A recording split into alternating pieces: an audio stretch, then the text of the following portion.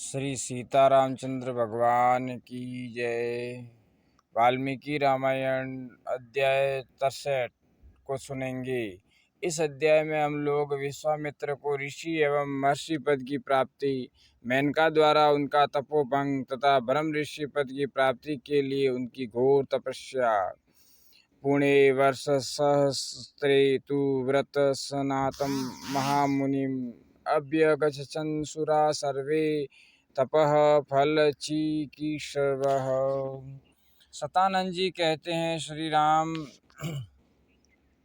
जब 1000 वर्ष पूरे हो गए तब उन्होंने व्रत की समाप्ति का स्नान किया। स्नान कर लेने पर महामुनि विश्वामित्र के पास संपूर्ण देवता उन्हें तपस्या का फल देने के लिए आए। उस समय महातेजस्वी ब्रह्मा जी ने मधुर वाणी में कहा, मुनि तुम्हारा कल्याण हो। अब तुम अपने द्वारा उपार्जित शुभ कर्मों के प्रभाव से ऋषि हो गए। उनसे ऐसा कहकर देवेश्वर ब्रह्मा जी पुनः स्वर्गलोक को चले गए। इधर महातेजस्वी विश्वामित्र पुनः बड़ी भारी तपस्या में लग गए।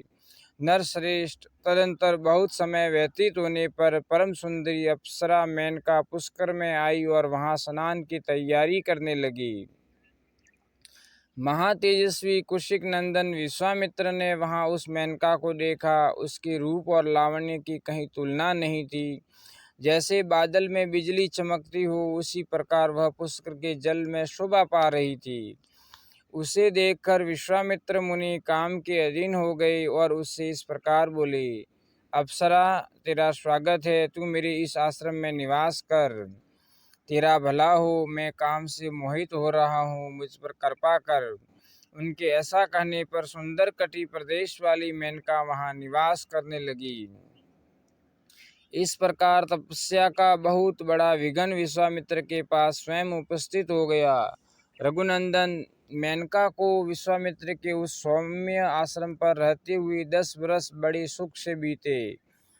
इतना समय बीत जाने पर महामुनि विश्वामित्र लज्जित से हो गए, चिंता और शोक में डूब गए। रघुनंदन मुनि के मन में रोषपूर्वक यह विचार उत्पन्न हुआ कि यह सब देवताओं की करतूत है। उन्होंने हमारी तपस्या का अपहरण करने के लिए यह महान प्रयास किया है।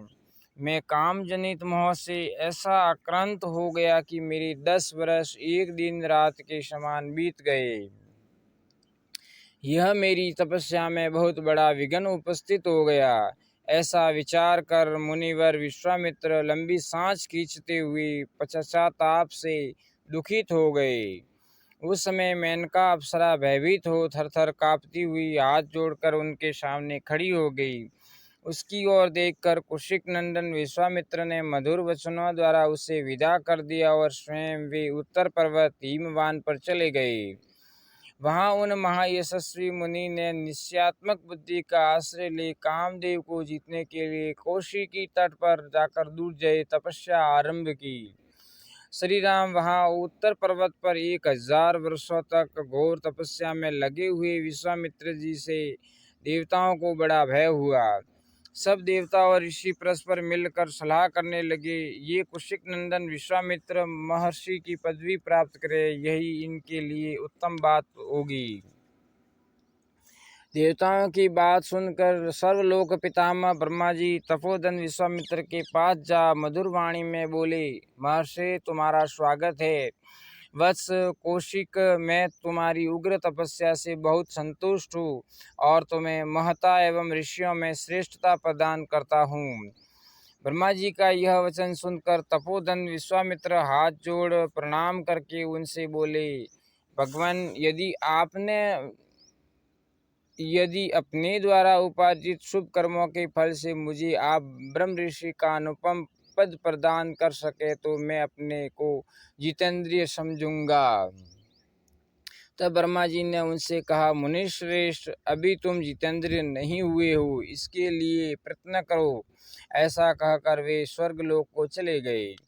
देवताओं के चले जाने पर महामुनि विश्वामित्र ने पुनः घोर तपस्या आरंभ की। वे दोनों भुजाएं ऊपर उठाए बड़े बिना किसी आधार के खड़े होकर केवल वायु पीकर रहते हुए तप में संलग्न हो गए।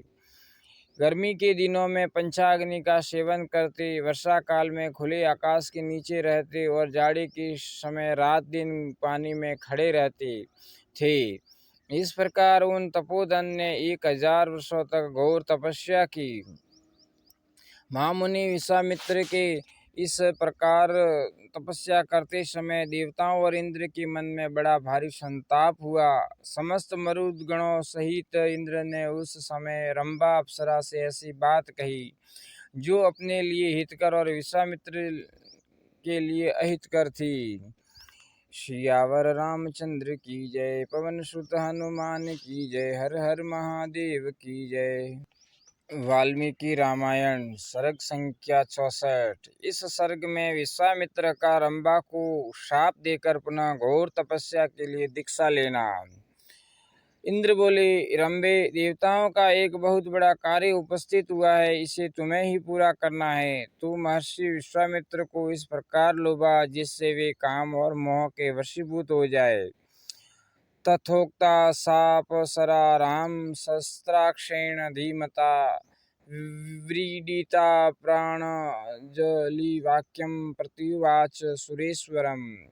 श्री राम विद्यमान इंद्र के ऐसा कहने पर वह अप्सरा लज्जित हो हाथ जोड़कर देवेश्वर इंद्र से बोली, सुरपते, ये महामुनि विश्वामित्र बड़े भयंकर हैं। देव, इसमें संदेह नहीं कि ये मुझ पर भयानक क्रोध का प्रयोग करेंगे। अतः देवेश्वर, मुझे उनसे बड़ा डर लगता है। आप मुझ पर कृपा करें। श्री राम डरी हुई रंभा के इस प्रकार भयपूर्वक कहने पर सहस्त्र नेत्रधारी इंद्र हाथ जोड़कर खड़ी और थर थर कांपती हुई रंभा से इस प्रकार बोले, रंभे, तू भय न कर, तेरा भला हो, तू मेरी आज्ञा मान ले। वैशाख मास में जब कि प्रत्येक वृक्ष नव पल्लवों से परम सुंदर शोभा धारण कर लेता है, अपनी मधुर काकली से सबके हृदय को खींचने वाले कोकिल और कामदेव के साथ मैं भी तेरे पास रहूंगा। भद्रे, तू अपने परम कांतिमान रूप को हाव भाव आदि विविध गुणों से संपन्न करके उसके द्वारा विश्वामित्र मुनि को तपस्या से विचलित कर दे। देवराज का यह वचन सुनकर उस मधुर मुस्कान वाली सुंदरी अप्सरा ने परम उत्तम रूप बनाकर विश्वामित्र को लुभाना आरंभ किया। विश्वामित्र ने मीठी बोली बोलने वाले कोकिल की मधुर काकली सुनी। उन्होंने प्रसन्नचित होकर जब उस ओर दृष्टिपात किया तब सामने रंभा खड़ी दिखाई दी। कोकिल के कलरव, रंभा के अनुपम गीत और अप्रत्याशित दर्शन से मुनि के मन में संदेह हो गया।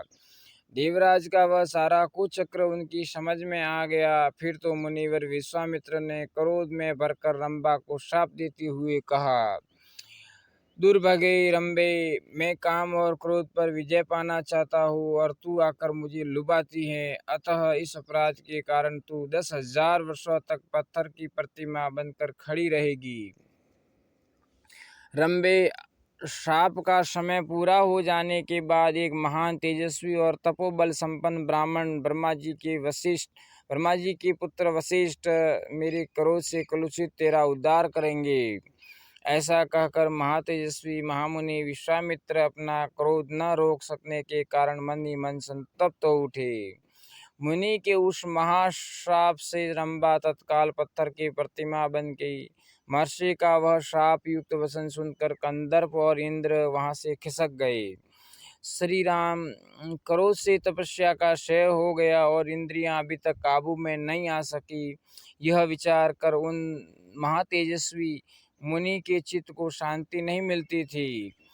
तपस्या का अपहरण हो जाने पर उनके मन में यह विचार उत्पन्न हुआ कि अब से न तो क्रोध करूंगा और न किसी अवस्था में मुँह से कुछ बोलूंगा, अथवा 100 वर्षों तक मैं श्वास भी न लूंगा। इंद्रियों को जीत कर इस शरीर को सुखा डालूंगा।